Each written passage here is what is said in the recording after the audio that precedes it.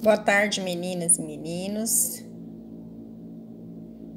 Aqui ontem, na aula de ontem, nós começamos a discutir o conteúdo de história a partir da página 182, como se formaram os primeiros povos.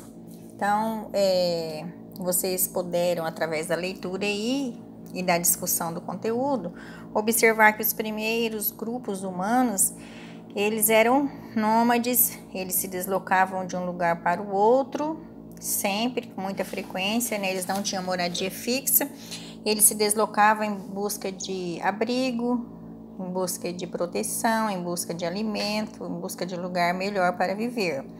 Eles ainda não sabiam plantar o alimento e nem criar os animais. Eles dependiam única e exclusivamente da natureza para sobreviver. Viviam da caça, da pesca, da coleta de frutos e raízes. A natureza é um lugar hostil, os perigos constantes dos animais selvagens, né?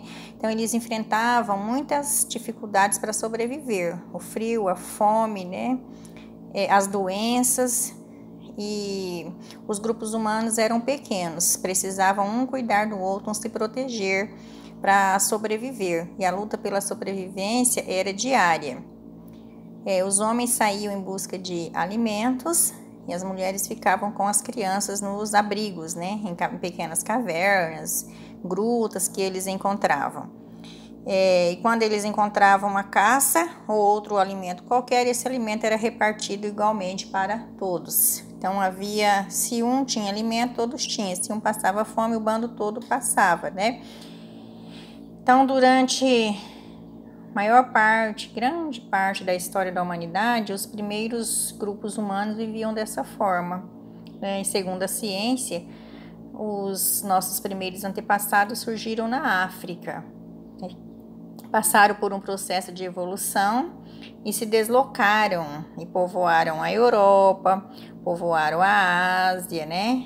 E por último chegaram ao continente americano, que é o continente onde o Brasil está localizado. Então, para a ciência, a origem da humanidade é apontada como no continente africano. E esses primeiros grupos humanos, eles eram então nômades. Depois, por volta de 10.000 a.C., eles descobrem a agricultura. Eles vão observando, né? Eles vão observar que a sementinha que era jogada no solo podia germinar, crescer e dar novos frutos. E aí eles então vão começar a cultivar o próprio alimento. E nesse processo eles vão deixar de ser nômades e se tornar sedentários. Vão fixar a moradia para poder esperar o alimento crescer e colher. E depois de um certo tempo, mais ou menos por volta de 12.000 a.C. também, eles vão aprender a domesticar os animais. Então, eles vão ter mais alimentos, né? Vão poder fazer a divisão das tarefas. Nem todo mundo precisava se dedicar à agricultura e vão começar a desenvolver o artesanato, os vasos de cerâmica para guardar os alimentos e outras formas artesanais, né? E vai acontecer algo também muito importante, que é o aumento do número de pessoas, porque já não vai morrer de fome como morria antes, vão ter mais abundância de alimentos. Então, vão começar a se formar as primeiras aldeias, as primeiras vilas, as primeiras cidades e as primeiras grandes civilizações da história da humanidade. E essas grandes civilizações vão se desenvolver no lugar onde hoje está um país chamado Iraque, né? Entre o rio Tigre e o rio Eufrates, e também no Egito, e também na Ásia, né? Na Índia, na China. E elas vão se desenvolver às margens de grandes rios. Por quê? Porque as margens dos rios eram férteis, eram boas para desenvolver a agricultura, e os rios também fornecem, além da pesca, né, oferecem água para a agricultura, para os animais e para as pessoas, e para o uso diário. Então, as primeiras grandes civilizações na história da humanidade vão se desenvolver às margens dos grandes rios. Então, quando esses grupos humanos descobrem a agricultura, fala-se que aconteceu uma grande transformação no modo de vida.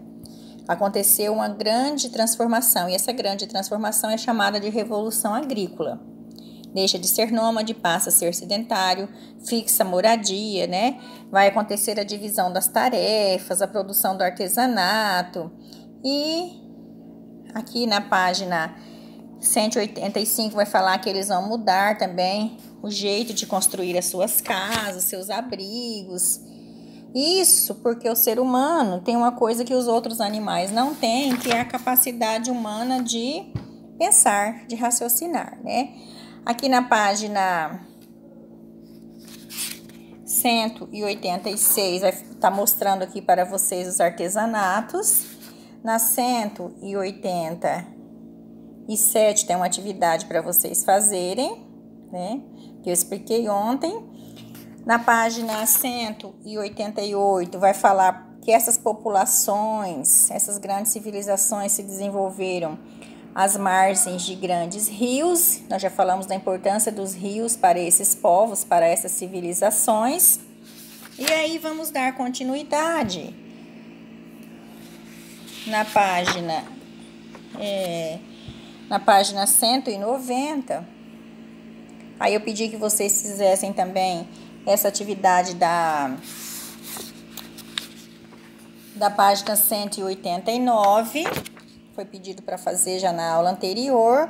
E aqui a partir da página 190, cultura, tecnologia e modo de vida entre os povos antigos. Crescimento populacional e organização de sociedade. O avanço da tecnologia, marcado pelo desenvolvimento da agricultura, por instrumentos de trabalho mais elaborados e melhores condições de moradia, proporcionou o crescimento da população no mundo todo. Houve aumento do número de filhos e a diminuição da mortalidade infantil, o que gerou novas necessidades como a organização e a distribuição dos alimentos estocados, a criação de grupos de caça e de proteção da comunidade, e a produção de excedentes agrícolas para garantir o abastecimento em momentos de ataque de inimigos e de predadores e de variações climáticas. Assim, a humanidade começou a se organizar de forma cada vez mais semelhante a como ainda hoje vigora nas sociedades em que existem autoridades políticas para regulamentar a vida política, policiais para promover a segurança, sacerdotes de diversas religiões, produtores rurais que fornecem alimentos, entre outras funções e outros cargos. Então, o que está dizendo nesse trecho aqui? Que quando eles descobriram a agricultura e a domesticação de animais, que fixaram a moradia, esses acontecimentos permitiram o aumento no número de população. E como eles fixaram moradia e começaram a se organizar, as aldeias foram crescendo, viraram vilas que se transformaram em cidade, com pessoas com funções diferentes, né, com a divisão do trabalho, houve a necessidade de uma maior organização política, social, maior organização religiosa. Então, eles precisavam se organizar para produzir alimento, para guardar, para consumir no período da seca. Aí teve a necessidade de um chefe político. Eles começaram a fazer rituais religiosos para os seus deuses. Teve a necessidade de ter um sacerdote, um chefe religioso. Teve a necessidade de ter um exército para proteger a sua cidade dos ataques dos inimigos, os chefes militares, né? E assim foi se organizando uma estrutura social, política e religiosa bastante semelhante com o que nós temos na sociedade atual. E isso começou ainda na antiguidade, pelas necessidades que foram aparecendo na vida dessas pessoas que começaram a se agrupar em cidades, né? Essas cidades normalmente eram governadas por reis. Esses reis eram vistos como deuses na terra, tinham poder total assim, sobre a vida das pessoas. Essas pessoas começou também a desigualdade social, onde um grupo comandava, não trabalhava e vivia do suor daqueles que tinham que obedecer e trabalhar e pagar tributos para esse rei. E assim vai se organizando e se estruturando uma nova forma de organização social e política baseada na desigualdade social que persiste na sociedade até os dias atuais, né? Esses povos da antiguidade também, eles cultuavam vários deuses que representavam, às vezes, forças da natureza, como o sol, a lua, né? As chuvas, as montanhas.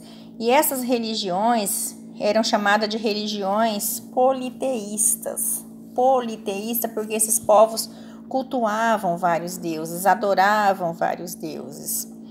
Hoje no mundo ainda tem pessoas, ainda tem religião ou religiões que são politeístas, né?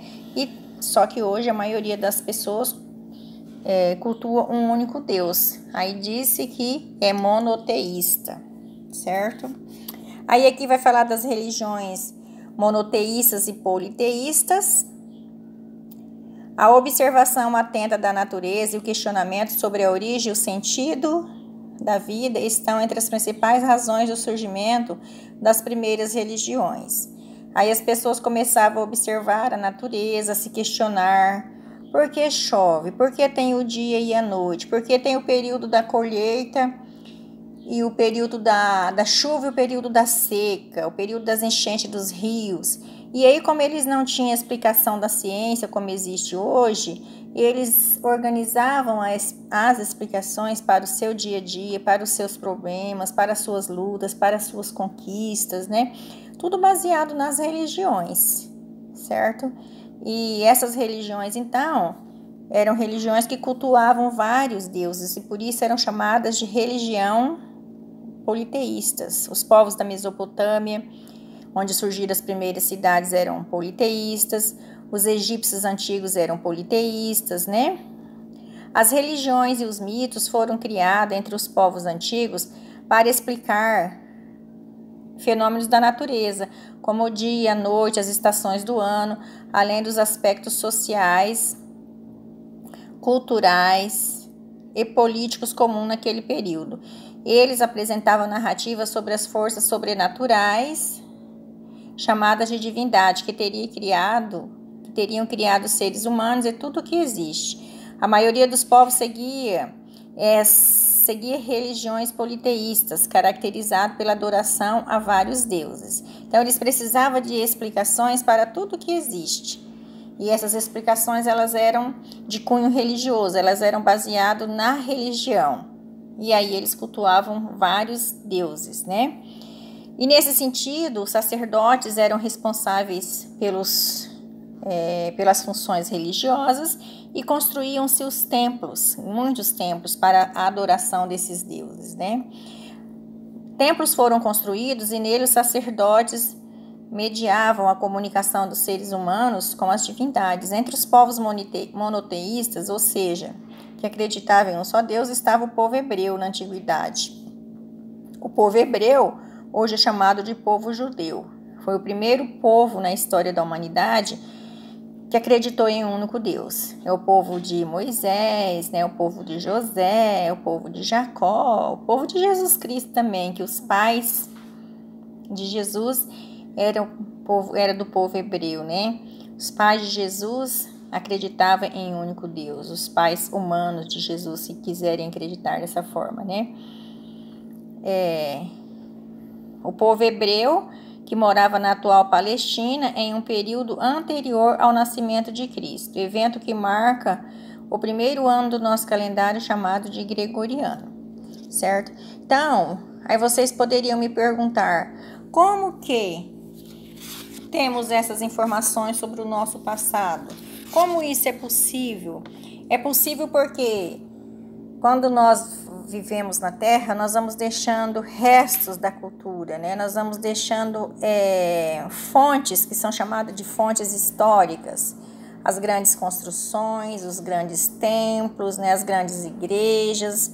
Lá no início da história da humanidade, quando os homens e as mulheres ainda não sabiam ler e escrever, eles faziam desenhos nas paredes das cavernas.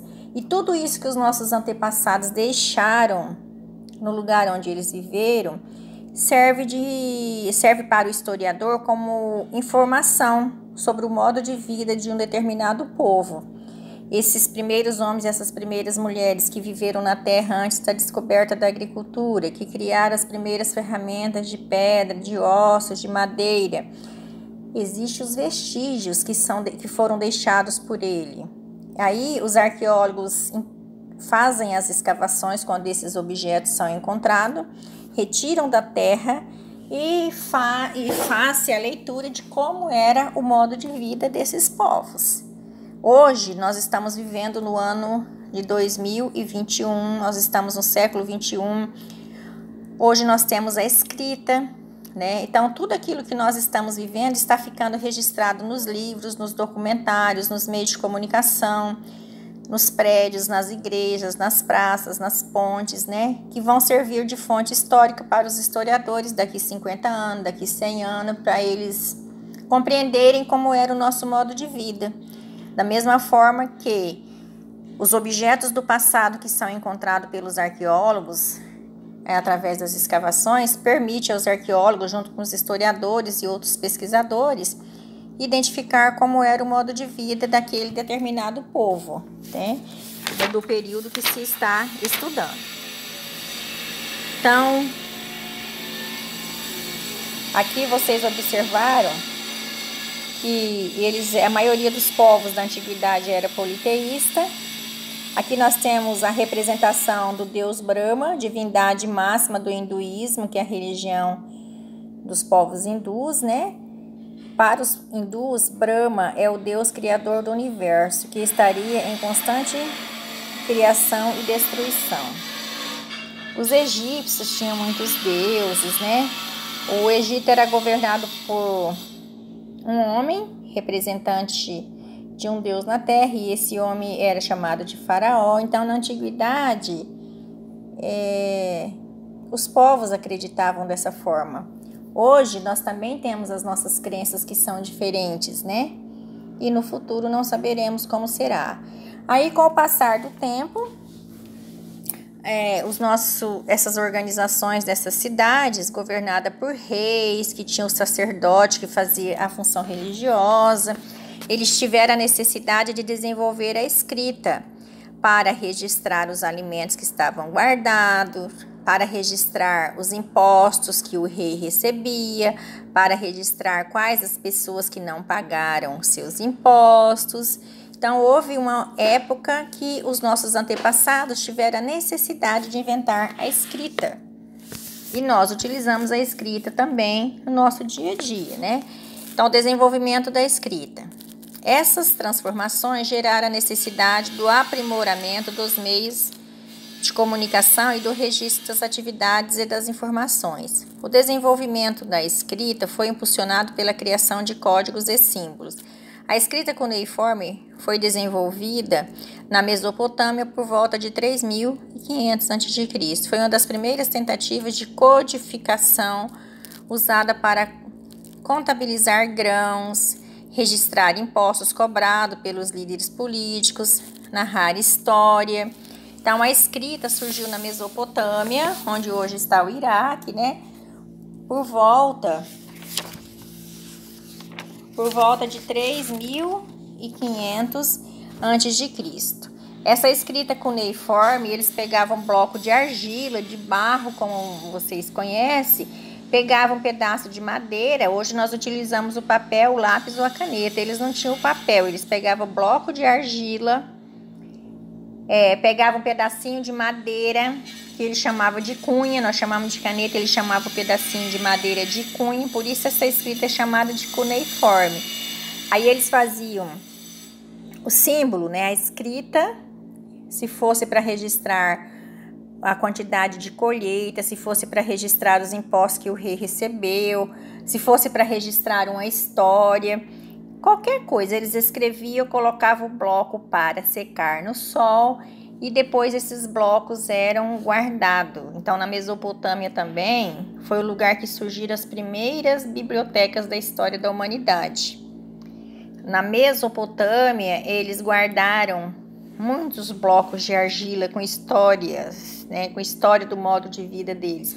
E hoje esses blocos são decifrados e estudados por pesquisadores para compreender o modo de vida do povo daquela época, né? Lá, então, hoje nós guardamos na nossa biblioteca livros de papel, porque nós temos desenvolvimento da tecnologia que permitiu produzir o papel. Eles não tinham, eles escreviam em blocos de argila e esses blocos também ficaram guardados e servem como fontes históricas, porque tem informações registradas lá, informações sobre o modo de vida deles, né? Além dos povos mesopotâmicos, outros povos utilizaram a escrita deixando marcas no surgimento das primeiras civilizações. No Vale do Rio Indo, que fica na China, no Egito e na Fenícia. A função dos escribas, que eram aqueles que dominavam conhecimentos em escrita, era tão importante que eles tinham grande prestígio social e sua posição lhes rendia muitos privilégios. Então, nessas sociedades da antiguidade, na Mesopotâmia, no Egito, pouquíssimas pessoas, quase ninguém sabia ler e escrever. Então, quem sabia ler e escrever era chamado de escriba. Escriba por quê? Porque sabia ler e escrever. Aí ele ia ter uma função privilegiada, ele ia ter mais vantagens na sociedade, ele ia prestar serviço diretamente para o rei, ele ia escrever tudo aquilo que o rei pedisse para ele escrever, né? Então, era a função do escriba. Para se tornar escriba, era anos e anos de estudo, de dedicação, porque era uma função importante na sociedade daquele tempo, né? Aqui nós temos uma imagem, relevo em pedra, representando a atividade dos escribas. Essa peça mesopotâmica é de cerca de 745 a.C., né? Então, a função do escriba aí, escrever alguma coisa, era aquele que sabia ler e escrever. Então, depois que vocês fizerem a leitura da página 188, aí vocês vão fazer a atividade aqui da página 100 e vocês fizerem a leitura, né, da página, vamos voltar aqui, página 190, fazer a leitura da página 191, que é essa que nós terminamos de ler.